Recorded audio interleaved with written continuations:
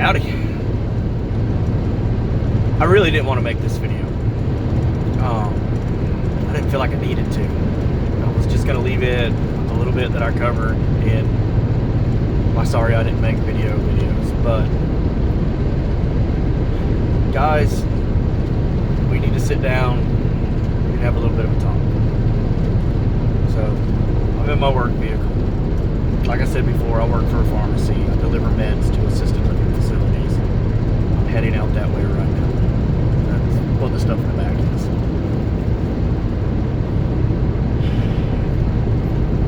I know everybody's panicking over this virus. Guys, it is a flu, or maybe a little worse than a flu. The numbers aren't completely in yet. They won't be in for a little bit, but looking at like China, that has a much stronger population density, and how quickly it spread there, like through their high population density, it doesn't look that bad. I mean, especially if you're a younger person that doesn't have any immunity issues or complications, you got like a 97-98% chance of survival. That's a good shot at survival. Go buy a lotto ticket with those odds for sure. But what's scaring me and what I'm seeing is how people are reacting to this. And a lot of people are reacting in the absolute worst way they can react. Just going into Walmart, buying the shelves out. Just going into Walmart, buying all the clothes. Just going into Walmart, or the diapers, toilet paper. Like, the main fear is not the virus. I honestly don't believe the government's even worried about the virus. I think what the government's really worried about is overloading the systems, and then those systems breaking down. And when those systems break down, you end up in a bad situation. Think of, hurricanes or some other natural disaster. The system breaks down, you end up with looters and stuff like that. That's what they're trying to avoid right now. I think that the isolations, quarantining, stuff like that, what they're trying to avoid is a lot of people getting sick at once and overloading the hospital system. We don't need to overload the grocery systems. And don't take this as me saying don't worry. There are things you need to do. Wash your hands. Like I said, that's the biggest thing you can do. Keep a distance from people. Not feeling well, stay home right now. Those things. If you have a loved one that is elderly or has some complications and you're not feeling well, you might want to just distance yourself so you don't accidentally get them sick, because I honestly believe a lot of us younger people may catch this and we won't even realize we have it. Like, judging from what some people are saying, it's no worse than a cold. Like, some people are reacting to it like it's a cold, and really it's just going to turn down to how your body decides to react to it. So, that's the fear, is spreading it, for me anyway, is spreading it to an elderly person or someone with an immune system. But, we got to stop buying everything off the shelves. Like, and I'm not saying that for me. I grew up in Florida. I keep a small stockpile of food.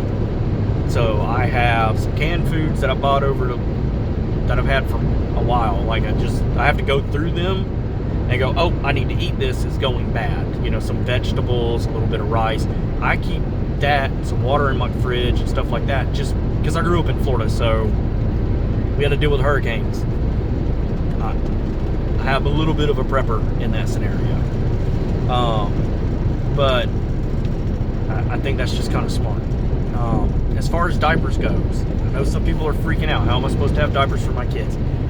I posted it on my Facebook last night. Get on Google, look on Google, type in cloth diapers, how to make a cloth diaper out of a towel. You can make cloth diapers out of towels. People survived without disposable diapers for a very, very, very, very long time, centuries. Like, disposable diapers are a new thing. Yes, you gotta wash the cloth towel after you get done with it. It's a cloth diaper. They're not hard to make. Like, we're gonna be okay. You're gonna be okay. So let's try to help each other. If you have an elderly neighbor, maybe ask them if they need something. Save them the trip to Walmart. You know, and all of us going to Walmart at the same time is just a place for this to spread. You know, it's a big area. It's a gathering. Let's not do that. You know, let's try to stay civil. Let's try to stay calm. Let's use our heads and let's make it through this. We're gonna be okay. It's gonna spread how it spreads. As of this video, there's no vaccine that I know of.